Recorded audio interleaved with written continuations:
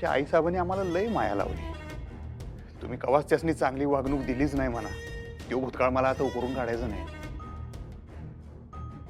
एका प्रश्नाचं फक्त उत्तर द्या चार सूर्यवंशी. जर तुम्हाला त्यांना बायकोचा दर्जा द्यायचा नव्हता तर तुम्ही त्यांना जवळच का केलं?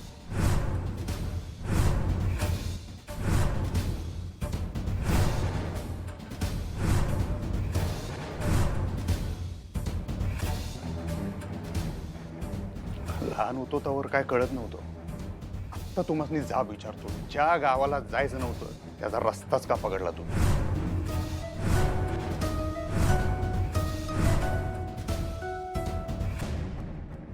हा काय प्रश्न आहे? हा मुलाने बापाला विचारायचा प्रश्न नाही अधिपती. तुझा काहीच संबंध नाहीये यात. आणि जे काय झालं त्यात फक्त माझी एकट्याची चूक नव्हती. जबाबदारी माझी एकट्याची नव्हती, तिची पण होती. त्यांचं राहू देऊ, तुम्ही तुमचं बोला की. तुमच्या जबाबदारीचं काय? तुम्ही एका बाईला घरात आणलं तुमच्या कामासाठी, मग तिला... अधिपती बस बस अधिपती, हे ऐकवत नाही आहे मला. आता ऐकायला तर लागणार. मी जे बोलतोय ते तुम्ही केलं एवढं मान्य करा. अधिपती थांबा हो आईसाहेब, थांबा. लई वर्षांचा हिशोब बाकी आहे. आज बोलून दे. थांबा जरा तुम्ही. अधिपती, ही चार लोकात चव्हाट्यावर बोलायची गोष्ट नाहीये. का चार चौकात तुम्ही त्यांना बोलताय ते चालतंय, त्याचा अपमान करताय ते चालतंय. मग चार लोक ते कबूल बी करा की होय माझी चूक झाली, माझा तोल गेला. बस कर अधिपती, बस कर. नाही करणार बास. तुम्ही मान्य करा फक्त की तुमची चूक झाली.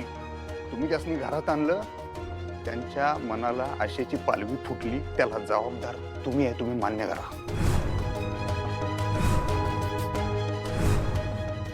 तुम्ही त्यासनी या घरात घेऊन आला म्हणताना त्यांची या घरादारावर माया जडली, तुमच्यावर प्रेम जडलं. त्यांच्या मनात अशी आशा निर्माण झाली की कधीतरी तुम्ही त्यांचं मन समजून घेशील, कधीतरी त्यांचा स्वीकार करशील. पण तुम्ही ते नाही केलं. तुम्ही काय केलं? पदोपदी त्यांचा अपमानच केला, अवहेलना केली. हे आत्ता जे करताय तेच करता नाही तुम्ही आयुष्यभर. राडे केले नुसते घरात, हेच बघत आलो मी लहानपणापासून. ए मालिक तेरे बंदे हम, का केलंय तुम्ही मला बंद? ओ साहेब तुम्ही, ओ साहेब, साहेब, ओ साहेब, इकडे ना प्लीज, इकडे ना. माझं काम आहे तुमच्याकडे, या ना.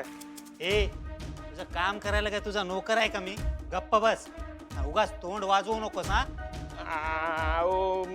सॉरी, माफ करा, माफ करा. मी मी मी पाय पडतो तुमच्या. हे बघा, हे बघा, हे बघा, हे बघा, इथून पाय पडतो. हात पोचत नाही तरी तुमच्या पाया पडतो. माझं ऐका ना साहेब, ऐका ना, ऐका.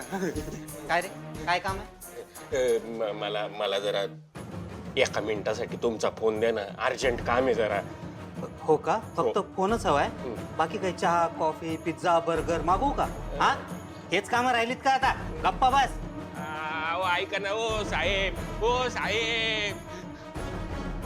जब आता मी तुम्हाला शेवटची संधी देतो. नीट विचार करून ना, नीट विचार करून उत्तर द्यायचं.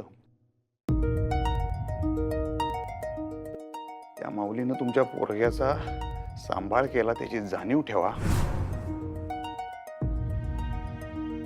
चूक बोलून माफ करूया, सगळं सोडून पुढे जाऊया. आमच्या आईसाहेब म्हणतात तसं हॅप्पी हॅप्पी शेवट करूया सगळ्याचा. झालं गेलं, गंगेला मिळालं. बरं राहिलं तुमच्यासाठी नाही, त्यांच्यासाठी नाही, माझ्यासाठी तरी, तुमच्या पोरग्यासाठी तरी तुम्ही हे लगीन करायला होय म्हणा. या लग्नासाठी उभं राहा. 4 वाजता दिवशी नाही म्हणू नका. एवढं करशील काय तुम्ही माझ्यासाठी?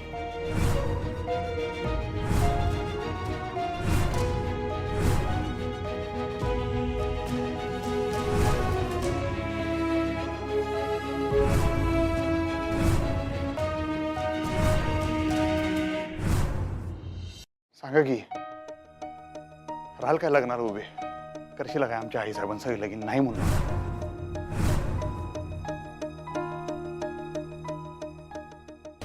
आम्हाला फक्त आमच्या आईसाहेबांचं सुख पाहिजे. त्यांना या घरच्या लक्ष्मीचा मान पाहिजे फक्त तेवढा द्या की. या घराच्या मालकीन तर त्या आहेतच. फक्त या घरचं सौभाग्य पण त्यांना मिळालं तर लय बरं होईल. तेवढं फक्त द्या की. तेवढं जर तुम्ही केलं ना मी माझ्या कातड्याचे जोड करून तुमच्या पायात घालेन. तुम्ही नाही म्हणू नका फक्त. खरंच अहो, मी हात जोडतो पाया पडतो. तुम्ही नाही म्हणू नका. सगळं जुळून आले. सगळी माणसं आहेत. मूर्त आहे अजून. आई साहेब आहेत आमच्या. तुम्ही नाही म्हणू नका. मी पाया पडतो तुमच्या. अहो आणि आई साहेबांकडनं मी काय चूक झाली असेल ना तुम्हाला काय कुठल्या गोष्टीचा राग असेल मी त्यांच्या वतीने मी माफी मागतो.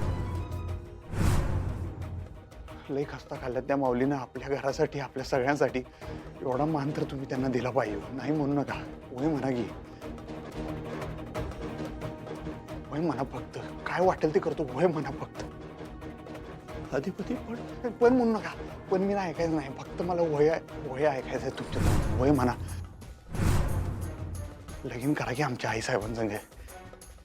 करशीला काय हो. करा की. अधिपती काय करताय तुम्ही. काय बोलताय. तुमचं तुम्हाला तरी कळतंय का. नाही मास्तरीन बाई हे व्हायला पाहिजे. तुम्ही तर बाई आहे. तुम्ही बाईचं मन जाणू शकताय. तुम्ही तर शब्द टाकून बघा. तुमचं सगळं ऐकतात ना वय. तुम्ही सांगून बघा की हे लगीन व्हायला पाहिजे मास्तर. मला नको हे लग्न व्हायला.